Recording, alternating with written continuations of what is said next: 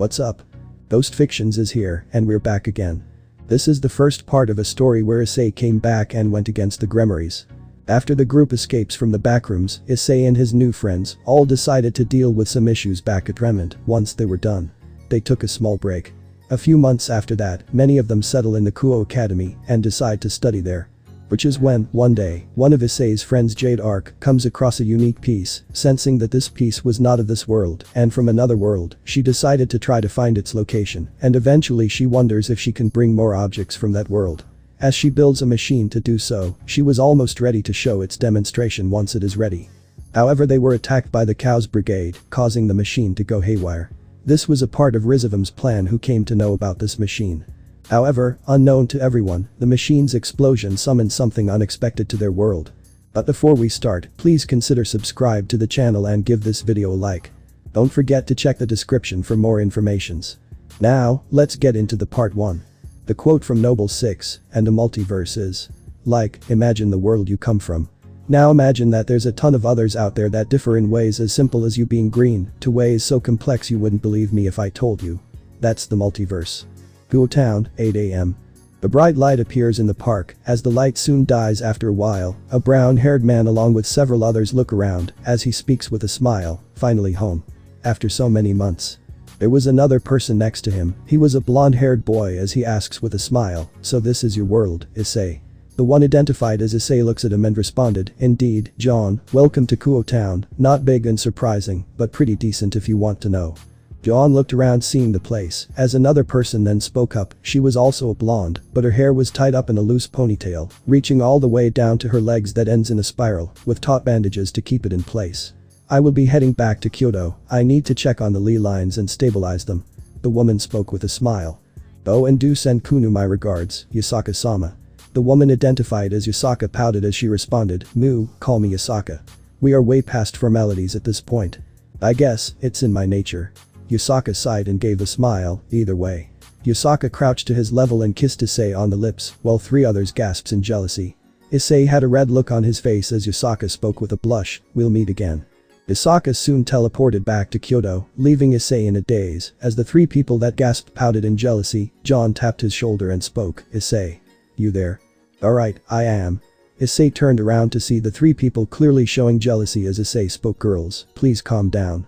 The 3 girls looked at him with an annoyed look as Issei looked at the first girl, who had long blonde hair tied into twintails with large drill-like curls and blue ribbons keeping them in place. The front of her hair has several bangs hanging over her forehead, with a V-shaped fringe hanging over the bridge of her nose. Ai-sama, we know Yasaka-sama has fallen for you, but that does not mean. The woman sighs as Issei speaks in response, I know Ravel, and I love the 3 of you as well. Issei looks at a long wavy purple hair she had in a hoget sticking out from the top. Her hair also has loose bangs covering her forehead and side bangs framing her face, you too Ingvald. He then looked at another blonde-haired woman who had straight hair flowing from her head. She wore a headband which held her hair in place, and you as well, Jade. The girls eventually calmed down, as they knew Issei would love the trio regardless. As a woman soon spoke, she had gradient black into red hair, her hair was long, all the way till her abdomen. Anyways, let's all just head back, you all can have your talks once we head to Issei's place. Issei looked at the woman, it was his mentor as he responded, indeed Summer. The now identified woman Summer smiled in response, as someone asked to Issei. So Issei, what is your home like?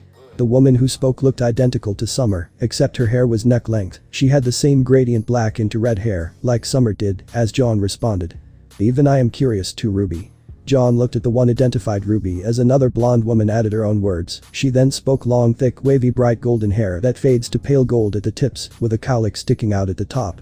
This includes your world as well, a world without Grim, or even huntresses, even I also want to see this world more. Issei looked at the trio, as he spoke to them. I will soon contact the folks back at home, Yang, but first let me lead you to my place.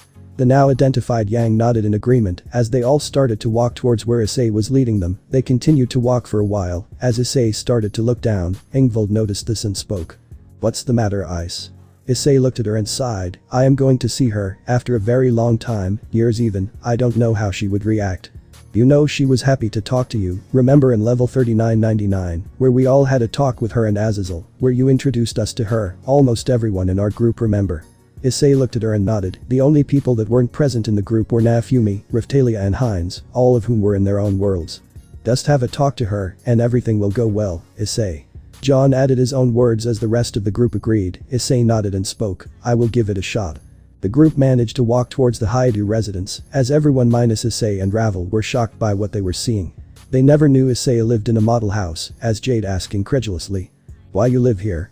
Jade and John were surprised. Sure, they had compounds, but Issei's, it was a model house, almost on par with the elders, not something they would normally live in.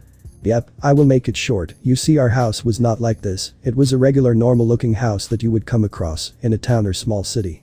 Eventually, after the Gremorys girls decided to live here, my house was turned into what you are seeing today. Issei soon walked inside the place and turned back to his friends. Come on in, I doubt we should keep them waiting. Issei spoke with a smile, as his friends all came in, as they entered the courtyard of their room. Issei could see a brown-haired woman that had come outside to experience the sunlight, as she stretched in the ground. She looked up to see it was a good day, as she seemed to be waiting for someone. Issei immediately recognized who the woman was. John and the others also soon joined in, as even they also recognized the woman in front of them as well. Issei soon walked forward and called out. Mary Nee.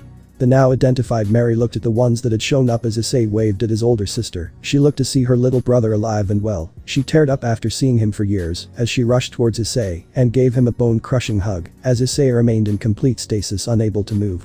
Oh, how I missed you, little brother. I am so sorry that your one Issei couldn't be there for you when you needed me. Issei returned the hug with whatever move area he had, as he calmed his older sister down. None of the others said a thing, as they knew how close the two siblings were even after remaining out for so long. Soon enough, Mary and Issei split up as she turns around and Issei speaks. I also need to apologize for my words, yours. Mary cuts him off and speaks with an annoyed tone. Oh dear, I have already forgiven you a long time back.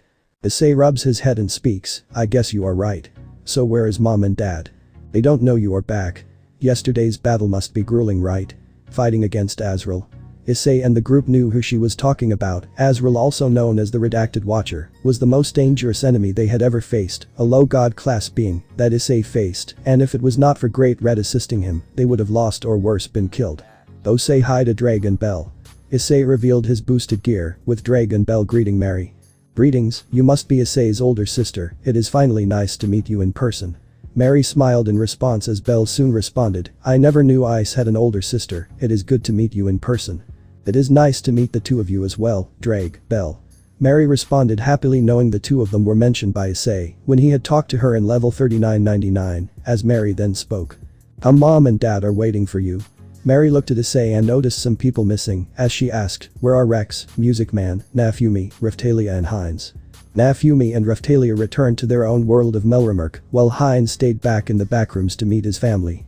Mary nodded in understanding, as Issei then continued, speaking of Rex and Music Man, here they are. Issei opened his backpack which he was wearing. It was a travel backpack. As he opened it, two figures came out. The first seemed to be a doll-like figurine with hair, looked up and exclaimed with happiness, hey there, I am Rex, Rex the doll face. Mary smiled in response while rubbing his head, nice to meet you too, Rex. Soon enough, another figure came out pushing from the same space of the bag. She saw an animatronic with an extremely static facial expression. He has two large black eyes, purple rosy cheeks, a large pink nose, two pink eyebrows, a purple cleft chin, and a long row of teeth. He has 6 segmented, jointed legs resembling the legs of a spider, which are in turn attached to his spherical body. His pink and white striped torso contains a speaker. He also holds a symbol in each of his hands and wears a striped black top hat. The animatronic remains silent, as Issei spoke with a sweat drop. He does not speak a lot, he is a bit shy. Oh, okay. Hello, Music Man. Music Man nodded to Mary's words and went inside the bag. Rex climbed on Issei's shoulder as Issei closed his backpack. As Issei explained, I found this guy after our mission to find the glitched objects. A certain sorcerer controlled him to fight against us, and we managed to defeat this guy, and he joined our party soon enough. Issei remembered on how he, Jade, Ingvald, Ravel and Yusaka was sent for a mission, alongside Hanzo Hasashi, along with a certain dragon slayer and a change magic female user. They separated paths and they went their own direction. They had not seen them for a while after that. They again met up in level 3999 along with 2 others, and after defeating the sorcerers Shang Tsung and Quan Kai, they stayed back to destabilize the backrooms since the Watcher triggered a collision course in the backrooms. They eventually parted ways as the two wanted to leave a bit early since they were feeling homesick, while Issei and his group decided to stay with those from MEG a little longer since they did a lot for him. However, the four promised to meet again sometime in the future, if they can. They left from the mythical level, the promised land. While Issei and his group along with those from MEG decided to rest after the battle against the Watcher. Speaking of the Watcher, before the four left the place, Issei and his group headed to fight against the Watcher, who had managed to escape to this world, the DXD world. Issei did manage to warn the people of his world that the Watcher is coming, but to prepare for an attack would take time, and that was what they did not have. The Watcher headed to the heaven, as he tried to enter without a problem by breaking the barrier using liquid pain concoction, as Issei reached the location. He saw two angels already critically injured as one of them gives him a halo. He entered the area, as he saw the heaven completely in ruin, as he was almost about to kill the four seraphs, as Issei came to fight. But even with his semblance Dragonverse, he stood no chance against him. Even with his group assisting them, none of them could fight against him, let alone defeat him.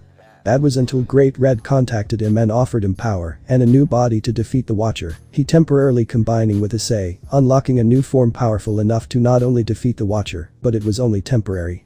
He soon split up from him after the Watcher's defeat and death. The Dragon of Dreams did inform him that this power can be achieved the more he trained, since it did technically belong to him now.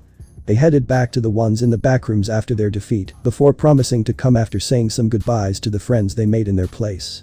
This even included the four mentioned prior, as well as those from MEG, and some of their group members like Heinz, Nafumi and Raftalia. Now at present time, Mary decided to call her parents, who were overjoyed and ecstatic to see Issei return, as Issei are united with his parents. They came to know of Issei's truth and despite who he is and what he had become. My baby boy is back. Son, it's so great to see you well and alive, both Mickey and Goro exclaimed with happiness while embracing Issei, who returned their embrace. John was a bit envious of Issei's parents, they were good and loving parents. Unlike his, who abandoned and disowned him without a second thought for just mere papers. However, someone held his hand as she spoke. You shouldn't think about them. John looked at the one who spoke, the person was Yang, someone who had fallen for him. As John nodded, he shouldn't think about him and think about meeting those that cared for him. After splitting up, Issei soon introduced the rest of his group to his parents, including Drake and Bell who were in his boosted gear. While they were skeptical of the two beings inside the boosted gear, they happily greeted them, and one by one they told about his past. Needless to say, the Haidu family minus Issei were livid at how John was treated and accepted John into their home, much to his happiness. Additionally, even Issei's girls were accepted into the house. Of course that came with a little test for both Jade and Ingvild, since they only knew Ravel and not the other two. The others were also accepted, and they all decided to settle down and chat with. So Issei, how was your journey in the backrooms? Issei thought for a moment as he spoke. Can you bring Lord Michael, Surzich's Nai, Graphiani and Azazel Sensei? Mary walked forward and spoke. Allow me to do it. Mary spoke as she contacted the four mentioned, and as soon as Issei was mentioned, they rushed to his place, as Graphi embraced him as soon as Surzich's teleported her. She saw him as a little brother, and it was no secret. After splitting up, as Grafia spoke while sniffling. It's good to have you back. Issei looked at her and nodded with a smile, as Issei then recounted his journey in the backrooms, as he told them almost every detail. First he told his encounter with those from MEG, meeting Johnny Cage and Jackson Briggs, them heading out, as they soon met up with John, Ruby and Yang. Fighting partygoers and heading to level 4 and level 5. Meeting up with Raftalia and Nafumi. Eventually they headed to level 6 and level 7, where they met Ingvild, and then level 9 where Issei unlocked his semblance, something they were aware of, and finally reaching level 11, where they stay for a while, training for their fight against some beings. On a mission, they meet Yusaka in level 666, before heading to level 632, where they had their first run-in with the Watcher. They managed to head back to level 11. And on a different mission comprising with the half of a group, they headed to some more levels before reaching the broken level, and they reached the malls of level 33, where they encountered Music Man in a different form, thanks to Shang Tsung. John had a different mission, along with his own group. He was dealing with level 505, before eventually having to deal with Quan Kai, who revived someone that was MEG's enemy, as they managed to defeat her as well. Once they were done, they continued training, as they all head to the Dark Metro, eventually heading to level 6.1, where Jade managed to confess to Issei, as he took her on a date, as they eventually left from the location. They were suggested to head to level 36, after which they headed to level 9223372036854775806, and eventually level 9223372036854775807. There they had a run-in with another of Watcher's goons, the immortal Jairus, who was impossible to beat. However, when Heinz suggested him to throw him in the void. Which they did, they reached the end, and eventually level 3999, as they traveled to different levels to complete their goals before heading home.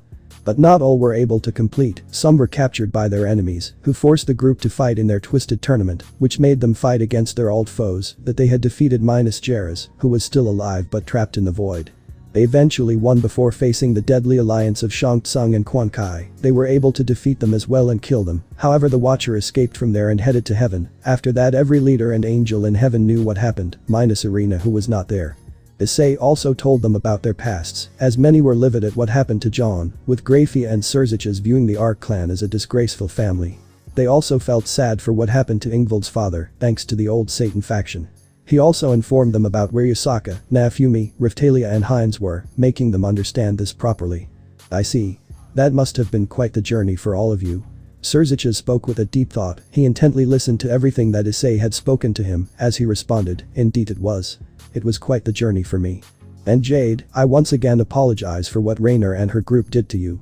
Azazel spoke with an apologetic tone, as Jade shakes her head and spoke, it's alright, Azazel, you needn't worry for their mistakes, if anything she got what was coming for them. Azazel sighed in relief as Issei asked to Michael, so how is heaven?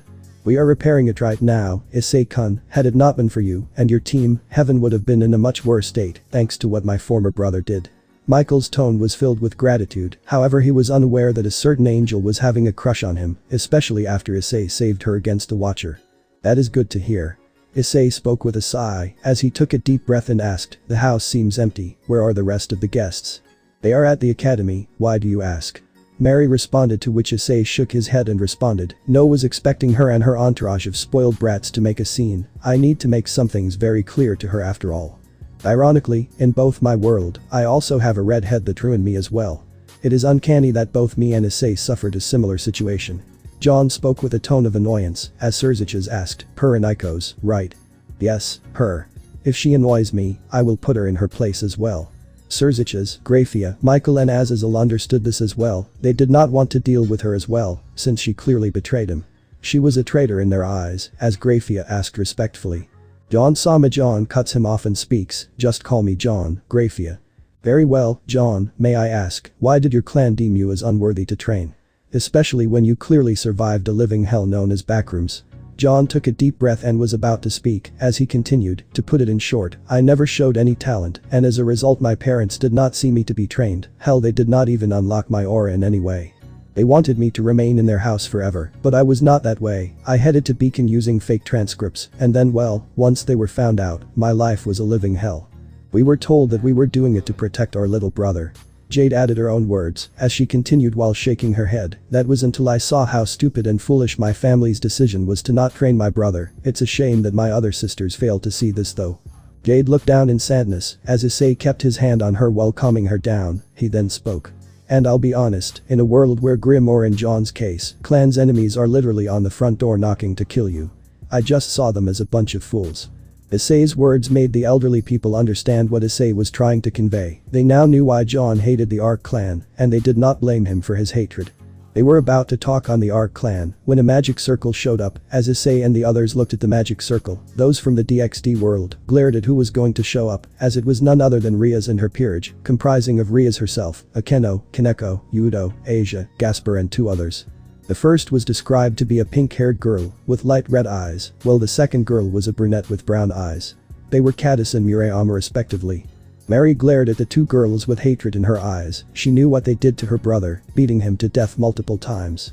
Riaz tried to rush towards Issei, however Issei brought out a 12-gauge shotgun aimed at her, as she spoke with horror. "Why ice?" Issei responded with a cold tone, "1 to you, it is Haidu, and I don't think you are so familiar with me, in any way. 2, I am no longer your pawn, remember." Riaz flinched upon Issei's cold tone, as Akeno added in response, "Issei, can't you just let it go? It ain't easy to forget and let it go, after all the insulting things to say to Issei, I clearly remember you calling him a brainless dildo." Ingvald countered Akeno angrily as Jade added, "You shouldn't even be near my ice, you have lost the right, especially when you tried to demand an apology, after he defended himself. Be glad he did not put you all in your places." Jade and Ingvald's words made the girls angry while Yudo frowned looking at the girls. They were still partially unrepentant. Ravel then responded, "And don't even get me started on the no reason abuse that Kaneko used to do on Issei, along with the 2 Kendo girls. Kaneko and the two Kendo girls get livid, however Issei spoke. If you have any other reason, go back to your club Rias and take them with you. Rias looked at Issei and spoke angrily, this is my house too, Issei. And you will once again become my pawn. Grafia and Mary were about to say, but Surziches stopped the girls, as he pointed at Issei, knowing that he knows how to deal with her. They could see Issei and his group along with his parents and Azazel getting angry. The latter three were also disappointed in the grills. Issei then spoke. I ain't gonna return as a pawn to a spoiled, callous, rash, overconfident and unrepentant princess who thinks she owns me just because she revived me as a devil. Which was something I never asked, keep that in mind. Rias growled, unfortunately letting her spoiled nature take over as she then demanded, then I demand a rating game, between you and the rest of my team, let's see if you survive this. Issei looked unamused at the girls, he could see them all having a confident look, thinking that they would beat Issei, minus Kiba who looked in disbelief, as Issei asked Kiba, you also want to fight, Kiba? I don't have a choice. Issei sighed in disbelief, as he spoke, alright then. Issei looked at Surziches and Grafia, who were not happy with the Gremorys peerage's attitude, as Grafia spoke, I'll prepare an artificial dimension. So if you win, you want me to join you, right? Rias and her peerage nodded as Issei spoke, but if I win, will you do anything? Anything you want.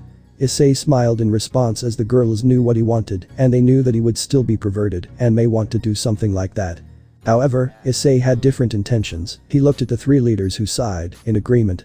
Mickey tried to speak, as Issei spoke, I got this mom, just watch me fight.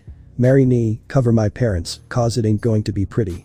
Mary understood as his parents wondered what Issei had planned, however before Issei could continue, someone from the group spoke up.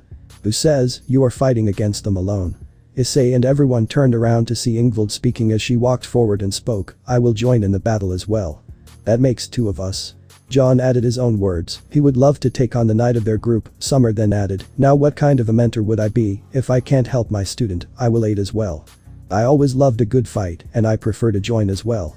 Yang spoke with an excited tone as she clenched her fists, letting her love for fights take control for once. Jade then spoke, I will aid Issei and my friends for this fight as well, count me in. I will join too, I won't let Issei-sama work for those that he does not like. Ravel added her own words of anger, remembering on how Issei was treated. RWBY then responded, I am in too, would love to teach a lesson to those who treated Issei badly.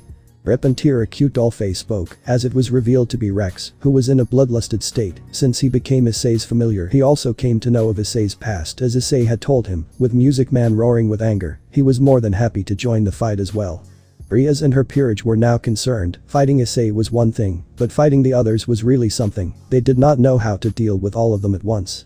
The only ones that knew of some of the characters' capabilities were Azazel and Mary, and they knew that some of them have some peculiar abilities as well, which can deal massive damage to them as well. Despite this, the older residents and guests were happy that Issei found people that would stand by his side at all costs. Oh, and that reminds me. Surziches then spoke, gathering everyone's attention, once this is done, I will be talking to Issei and his peerage about something important. Rias tried to speak, however Surziches cuts her off, not a word, and I don't want to hear that Issei is your pawn, he no longer is, your spoiled attitude is the reason why Issei was driven away. Let this hopefully be a lesson to you, Rias Gremory. Rias was horrified that her brother still does not want to work with her, as Grafia spoke, the dimension is ready, all of you will be teleported. The fighters nodded as they were teleported with Surziches speaking, this is not going to end well. No, it is going to end with Rias critically injured, I'd say bring some Phoenix tears, if you want her to survive. Mary added her own words as Surziches nodded and teleported to get some Phoenix tears. Scene change. Artificial Haidu residence, 9:30 am. Issei was in his room, along with the rest of his group.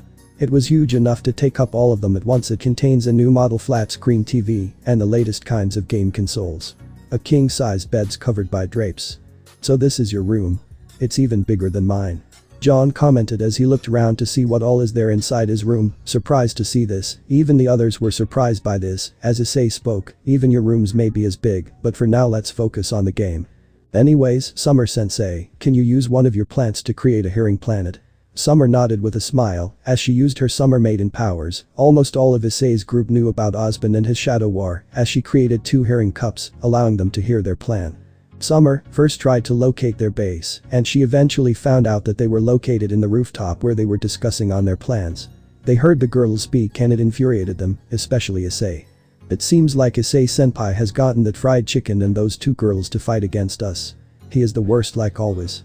Kaneko spoke as Ravel. Jade and Ingvild got irritated by Kaneko's tone, as Akeno added.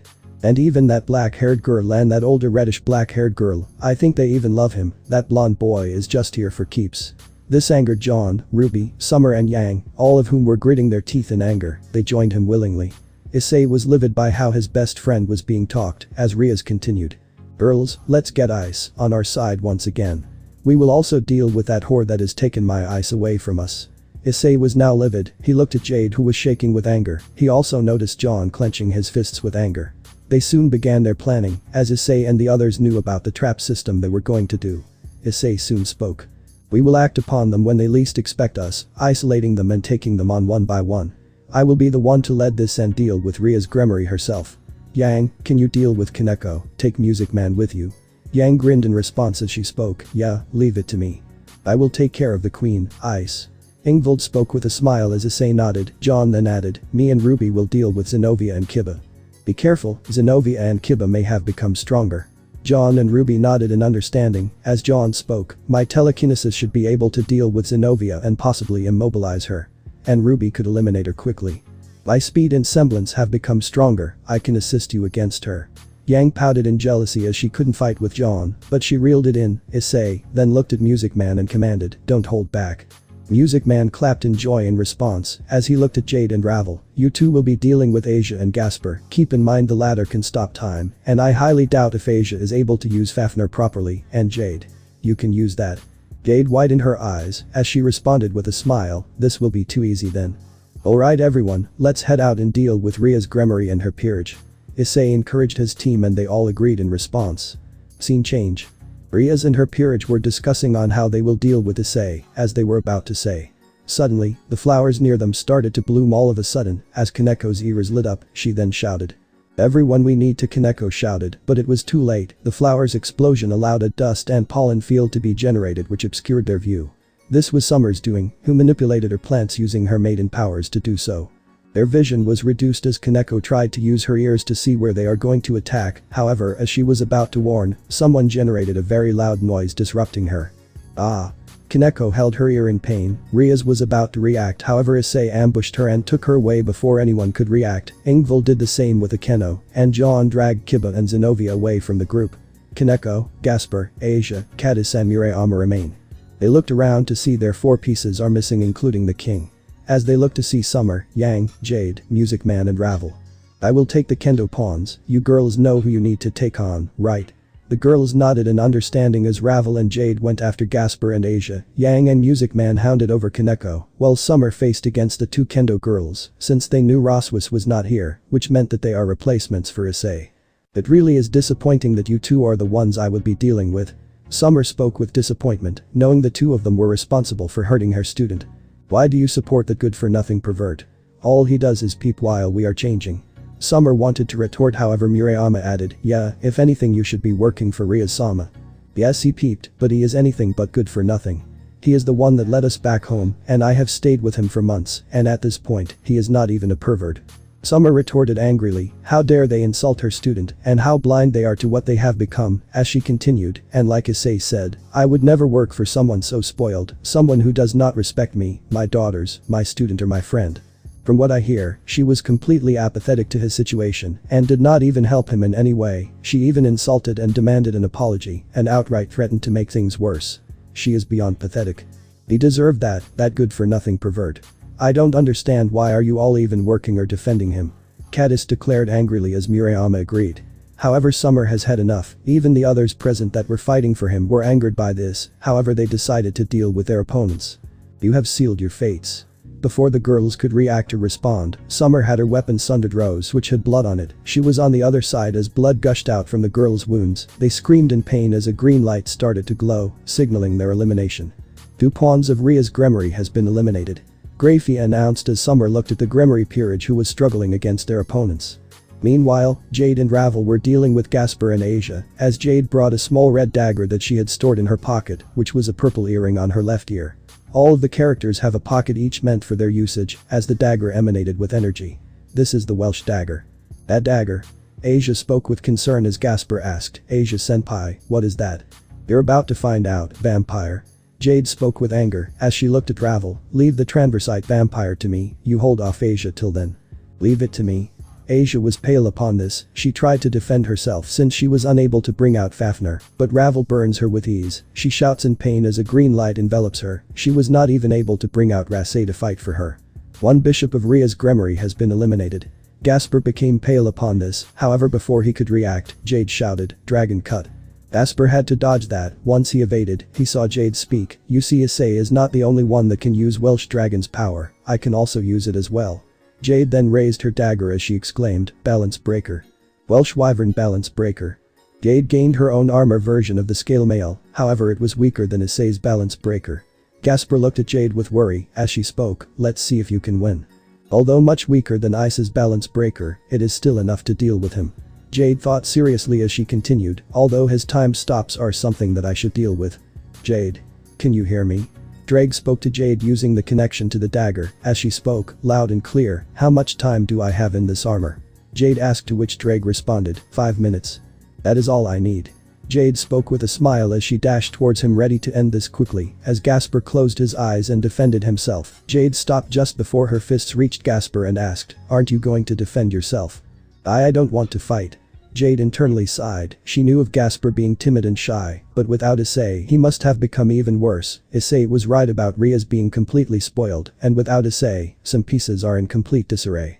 Look Gasper, Issei told me about you, you are clearly conflicted between your love for your former older brother figure and your loyalty to your master.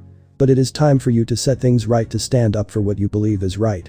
Gasper looked up at Jade, she was right, Riaz was not the right person to deal with someone like Gasper, but Issei was able to do it as he saw Jade speak.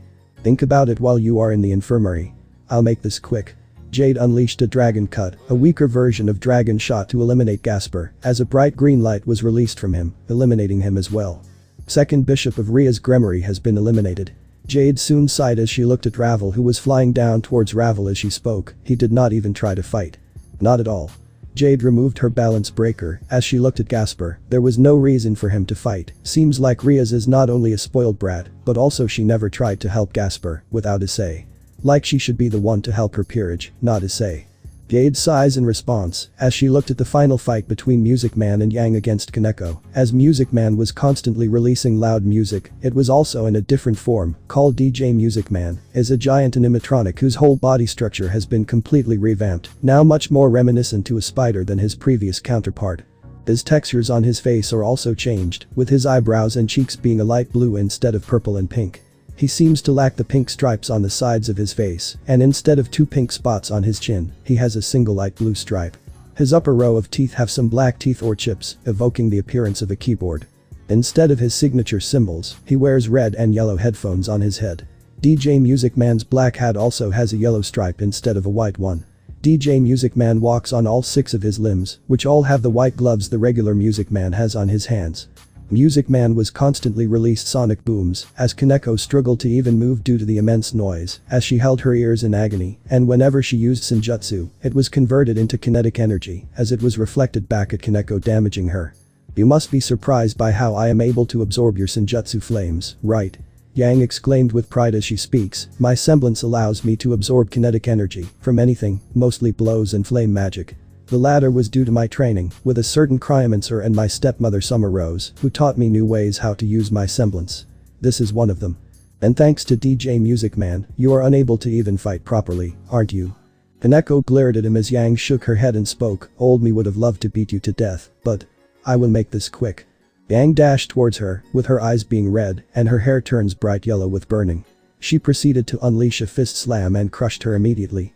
It created a tremor as Kaneko was sent flying, she crashed to the wall, she tried to get up as Yang followed with another punch, sending her below some floors, taking severe damage as the rubble fell on her, eventually her body glowed as she was defeated.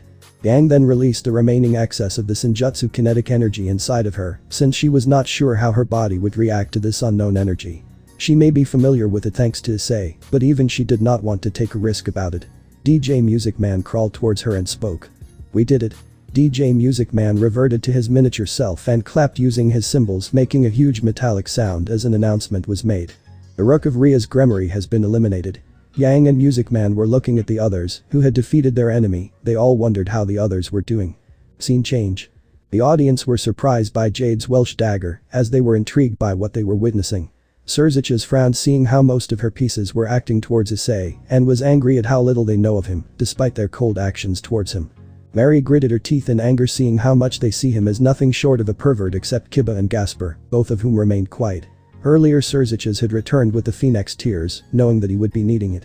They were also amazed by Music Man's power to use sound to completely disrupt a Yaokai's super-sensitive hearing, making it harder for Kaneko to use her powers, as Surzich's spoke.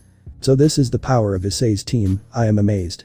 Surzich's spoke with intrigue as Azazel looked at the Welsh dagger with interest. He remembered her asking for blueprints for the sacred gear research, which made her create a sacred gear, however he did notice a lot of changes can be made to the gear to improve its efficiency. He did notice a lot of openings in her scale mail which needed to be worked on.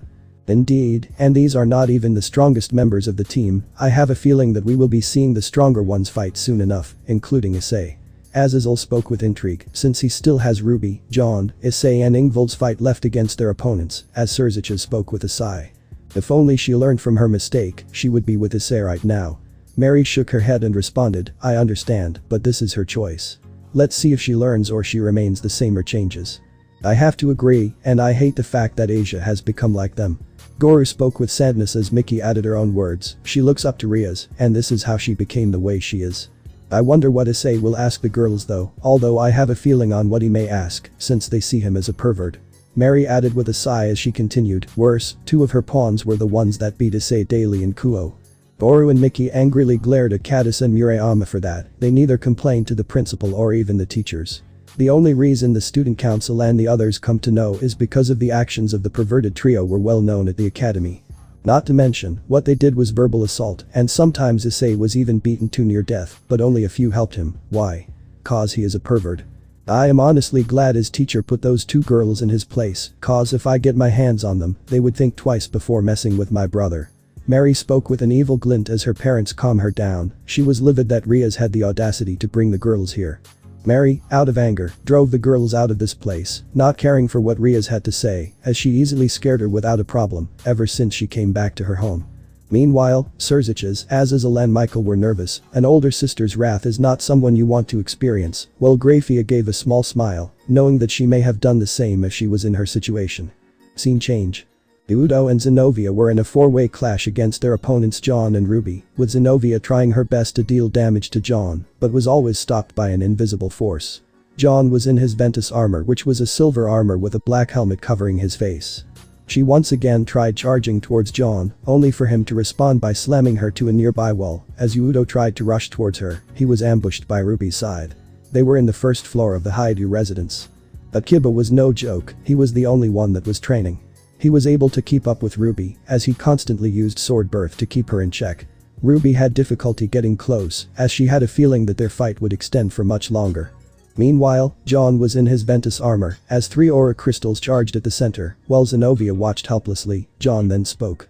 You know Issei told some really interesting things about you and that orange pig-tailed girl known as Irina, especially when you called him a fool and a moron for not recognizing Ria's feelings, when it was made clear that Issei must call him president.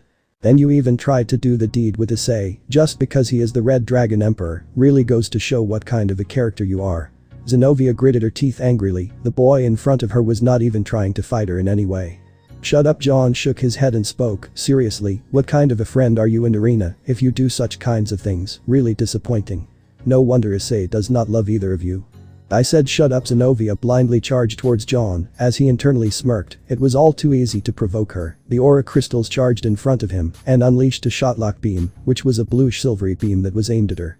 Zenobia looked horrified and she had no time to dodge as she took a direct hit, completely destroying her. She fell down with a thud, as her clothing was completely destroyed, with her breasts and some of her flesh being seen. She was burned completely as John spoke coldly, you are a fool to charge at me like this, blindly.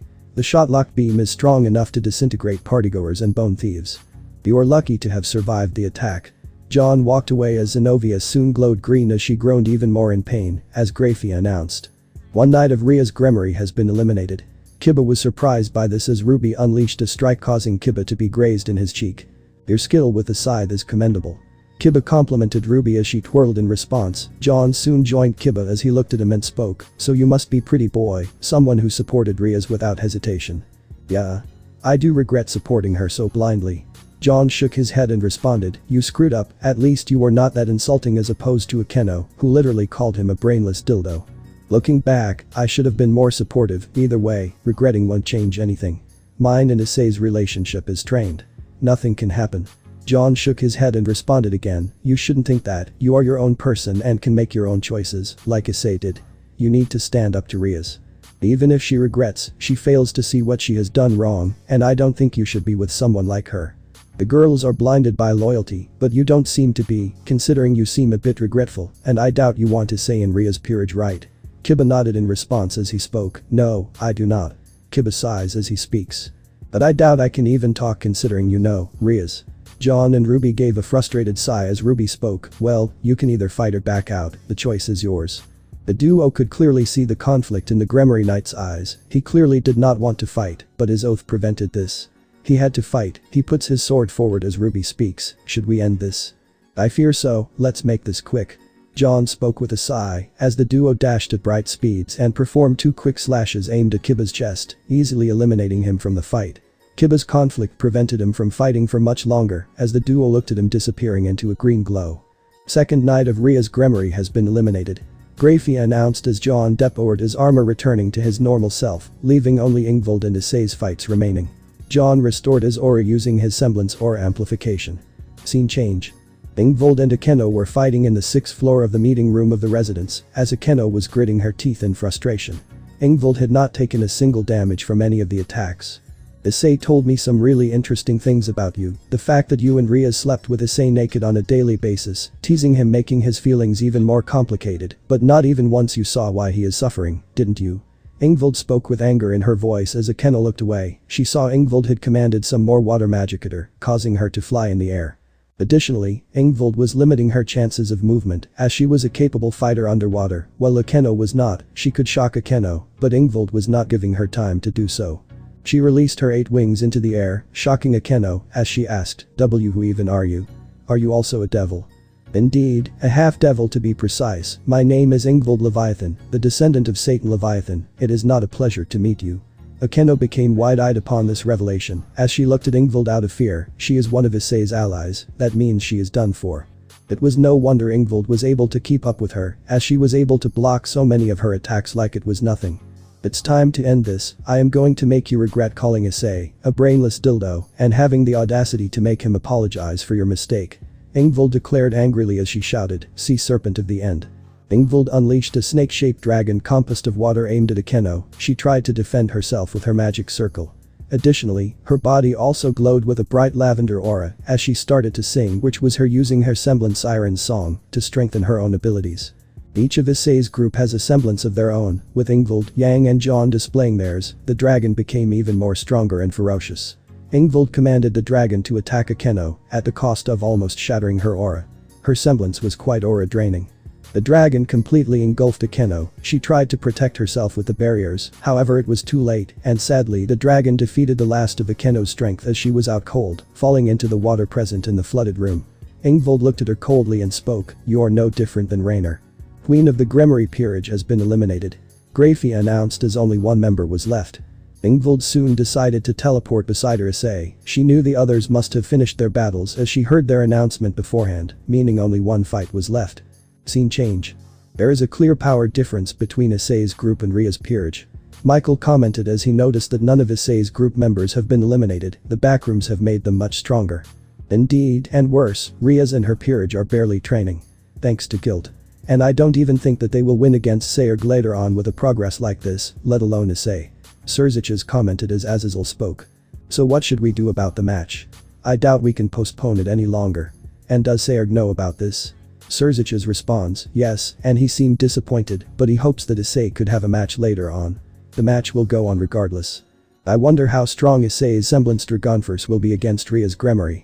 Surziches spoke with curiosity as Azazel responded, it is pretty strong from what I heard, it was one of the things instrumental in the Watcher's defeat.